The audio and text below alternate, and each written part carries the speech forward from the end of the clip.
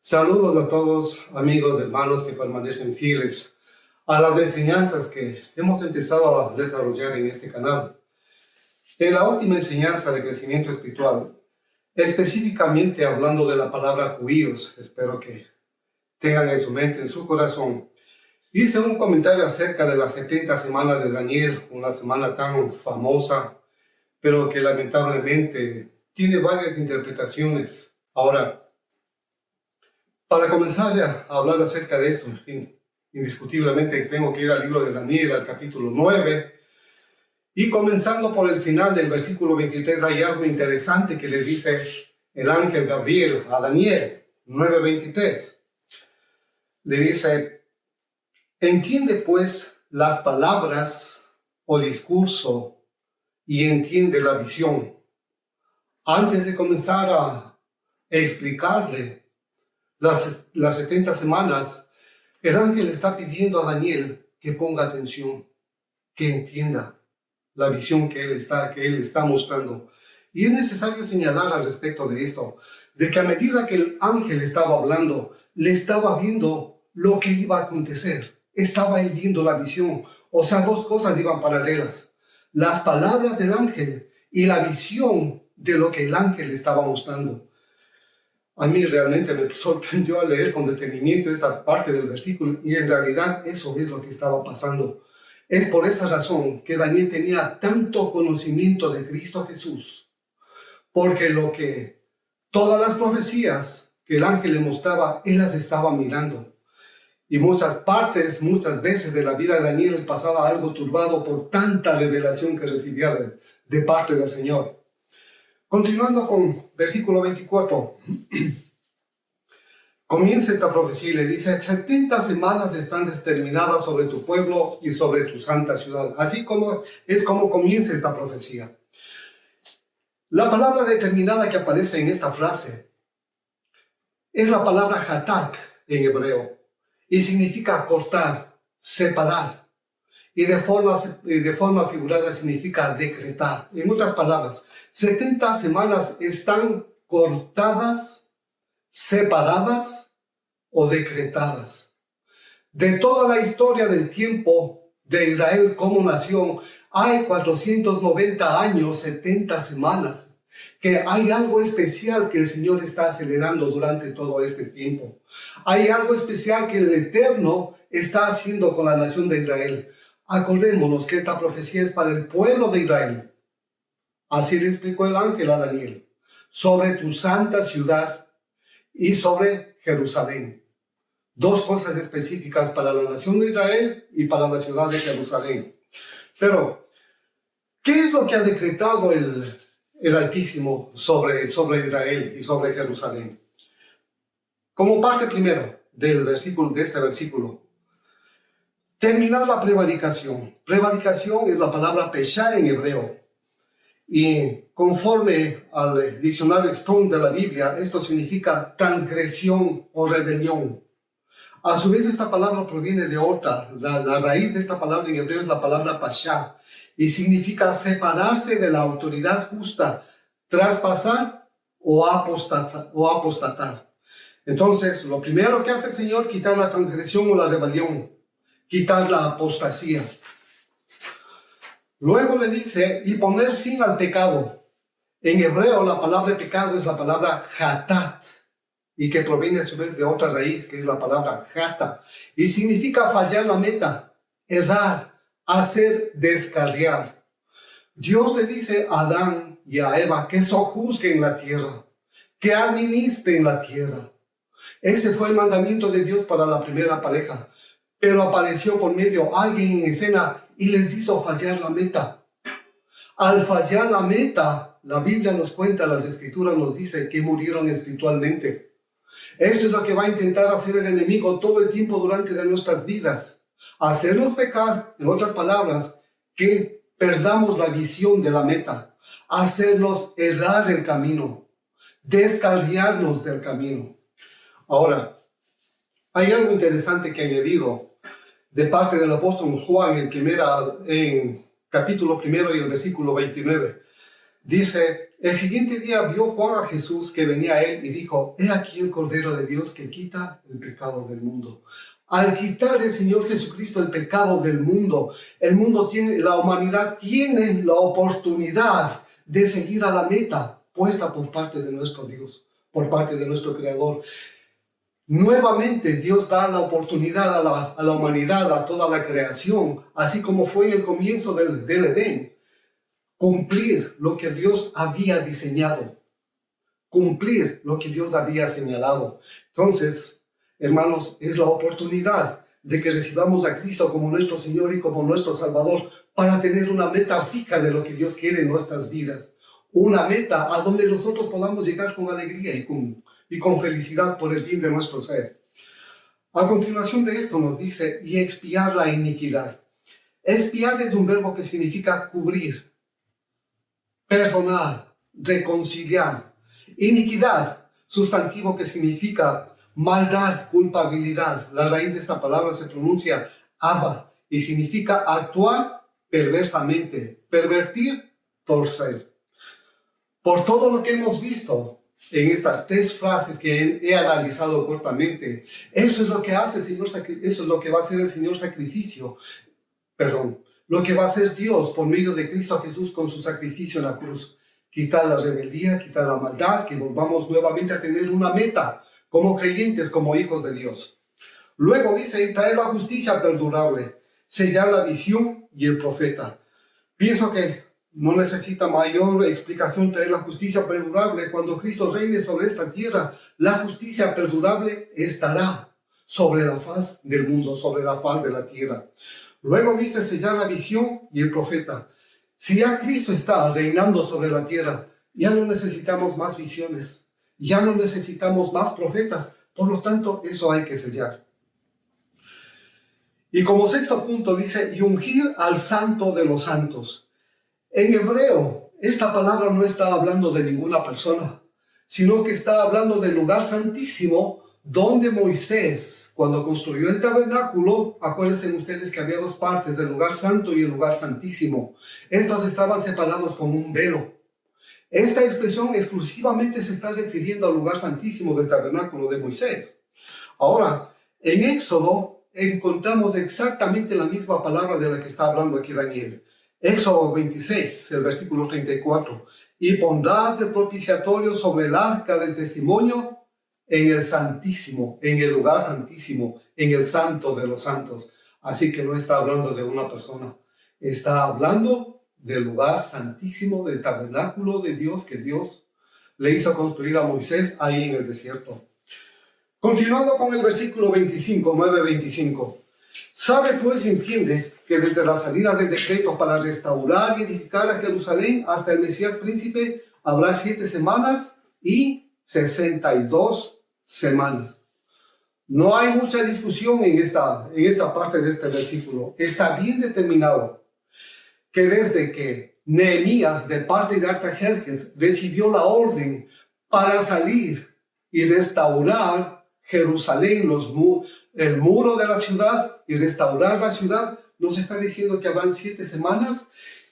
Y al término de esto, inmediatamente comienza el conteo de las 62 semanas, que termina cuando Cristo aparece en la tierra. 62 semanas más 7 semanas son 69 semanas. Ahora, añadiendo algo a esto, en Nehemías, el capítulo 12, versículo 7 nos dice, cuando él ya estaba en Jerusalén: venid y edifiquemos el muro de Jerusalén. Y la Biblia nos está diciendo aquí la profecía de Daniel, que aquellos tiempos iban a ser tiempos angustiosos. Efectivamente, eso es lo que pasó. Porque de pronto se levantaron enemigos que trataban de impedir la reconstrucción de los muros de la ciudad. Y la Biblia nos dice que los que trabajaban en la reconstrucción del muro, ellos en una mano tenían o una lanza o una espada o un arma para defenderse de aquellos que intentaban impedir el levantamiento del muro. Así que eran tiempos angustiosos. Estaban totalmente armados, listos para una guerra si era necesario, para batallar contra aquellos enemigos que se levantaron en ese tiempo. Ahora, inmediatamente del cumplimiento de las 7 primeras semanas, comienza el conteo de las siguientes 62 semanas y al final de las mismas aparece el Mesías príncipe. Y conforme a Isaías capítulo 9 y versículo 6, porque un niño nos es nacido, hijo nos es dado, y el principado sobre su hombro, y se llamará su nombre admirable, consejero, Dios fuerte, Padre eterno, príncipe de paz. Una confirmación que cuando aparezca el príncipe de paz, se terminan las 69 semanas. Ahora, si se han cumplido las 69 semanas, nos queda por describir la última semana de Daniel. ¿Cuándo comienza esta última semana de Daniel? Y aquí es donde existen cantidad de comentarios, cantidad de interpretaciones, cantidad de errores propiamente. Pero escuchen, pongan atención a lo que quiero decir ahora. A propósito, me voy a saltar el versículo 9:26 y después regreso al versículo 9:26 y me voy directamente al versículo 9:27 y ya van a entender por qué. 9:27 nos dice, y por otra semana confirmará el pacto con muchos. ¿Quién es el que hace este pacto? Hay algo importante que hace el Señor Jesucristo conforme a Mateo 26 y 28. Si vamos a este libro, si vamos a este capítulo y a este versículo, miren lo que dice la Escritura. Está hablando Cristo a Jesús horas antes de ser levantado ahí en la cruz.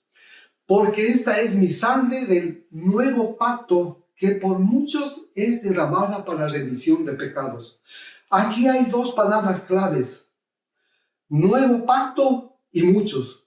Notemos que en Daniel 9:27 existen esas dos mismas palabras. Pacto y muchos. Pacto y muchos. Son dos versículos semejantes. Está aquí explicando 9:27 lo que hace el Señor Jesucristo.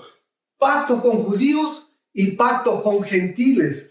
Pero un pacto, como describe el Señor Jesucristo, esta es mi sangre del nuevo pacto. Sangre que por muchos es derramada. Así que por lo tanto, el autor de este pacto en esta profecía, hermanos, es el Señor Jesucristo. No es otra persona, es el mismísimo Señor Jesucristo dando entrada a todas las naciones, al pueblo de Israel, a un nuevo pacto. Por eso Él derramó su sangre ahí en la cruz, por el nuevo pacto. Perdónenme que redunde, mis hermanos queridos. Ahora, esto nos confirma de que el comienzo de la última semana, de los últimos 7 años que le quedan de historia espiritual, por decir, al pueblo de Israel, comenzaron con el ministerio de Cristo Jesús. En Daniel 9:27, continuando con este versículo, dice, a la mitad de la semana hará cesar el sacrificio y la ofrenda. A la mitad de la semana se quitará la vida al Mesías. Eso es lo que nos dice en el versículo 29, Daniel de 9:26. A la mitad de la semana se cortará la vida del Mesías. A la mitad de esta semana, el Señor Jesucristo hace cesar el sacrificio y la ofrenda. Al quitar la vida del Mesías, cesaron los sacrificios y las ofrendas. Y esto nos confirma el libro de Hebreos, el capítulo 10, versículos 5 y 10. Pongan atención, y aquí hay otra clave. Por lo cual, entrando en el mundo, dice, sacrificio y ofrenda no quisiste, mas me preparaste cuerpo. Holocausto y expiaciones por el pecado no te agradaron. Entonces dije, he aquí que vengo, Dios, para hacer tu voluntad. Como el rollo del libro está escrito de mí, diciendo, primero, sacrificio y ofrenda no quisiste, ni te agradaron, los cuales se ofrecen según la ley, y diciendo luego, he aquí que vengo, Dios, para hacer tu voluntad. Quita lo primero para establecer lo último. En el cielo hubo un diálogo entre el Padre y el Hijo. Él se ofreció voluntariamente como un sacrificio vivo por causa del pecado, por causa de nuestras rebeliones, por causa de nuestros pecados. Porque miren lo que nos dice Isaías 1, 11 y 20. Vamos a ver. Isaías, capítulo 1.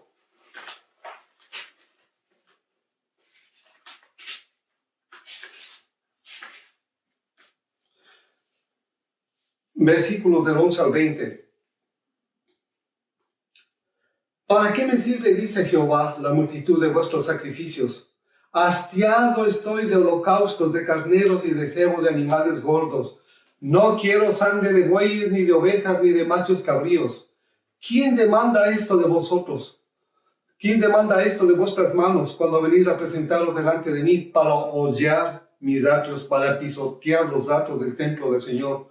No me traigas más vana ofrenda. El incienso me es abominación. Luna nueva y día de reposo, el convocar asambleas, no lo puedo sufrir. Son iniquidad vuestras fiestas solemnes. Vuestras lunas nuevas y vuestras fiestas solemnes las tiene aborrecida mi alma, me son gravosos. Cansado estoy de soportarlas.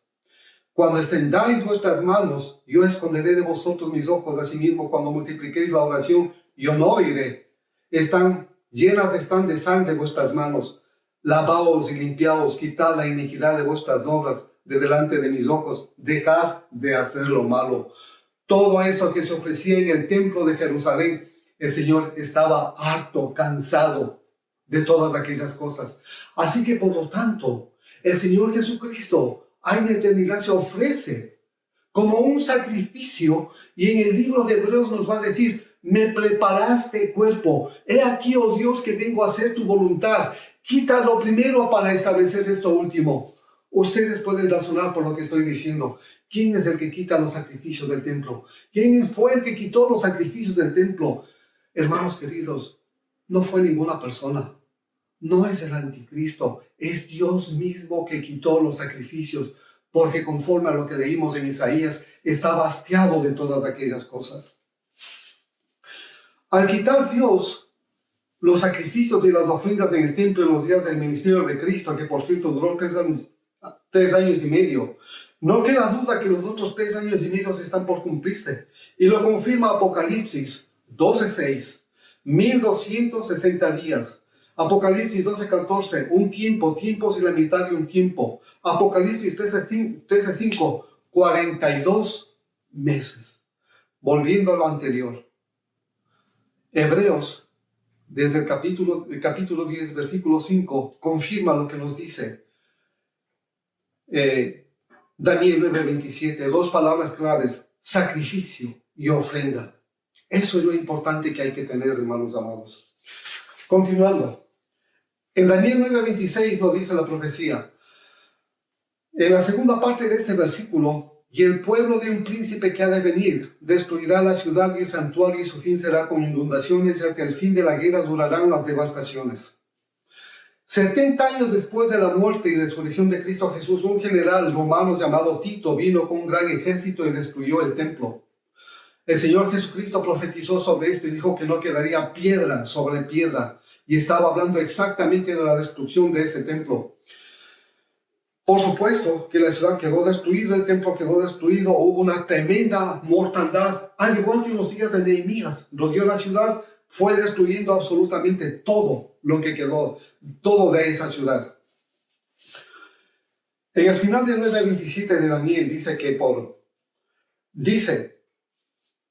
y él expresa la única vez que se hace mención de lo que nosotros conocemos como el anticristo. Aquí le está diciendo el desolador. ¿Ha hablado la profecía de Daniel en versículos anteriores? Aparte del final del 9:27, no ha hablado en ningún otro instante.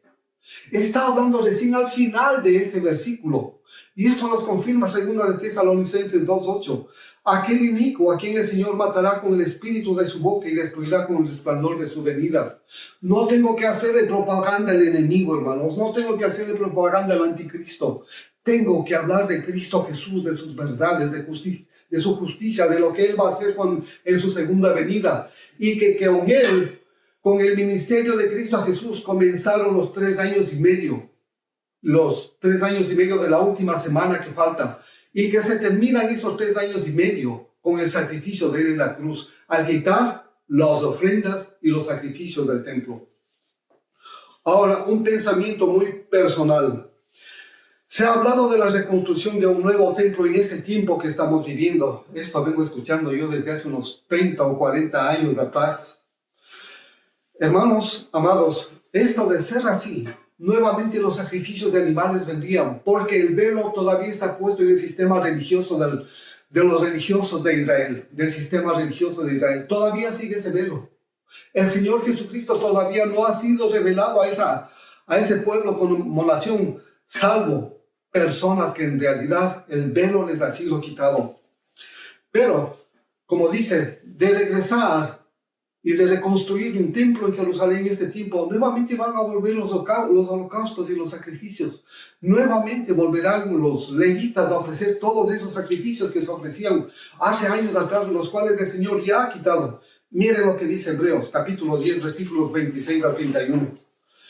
Porque si pecaremos voluntariamente después de recibir el conocimiento de la verdad, ya no queda más sacrificios por el pecado, sino una horrenda expectación de juicio y de hervor de fuego que ha de devorar a los adversarios.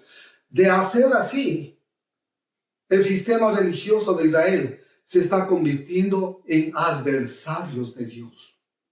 El que viola la ley de Moisés por el testimonio de 2 o 3 testigos muere irremisiblemente.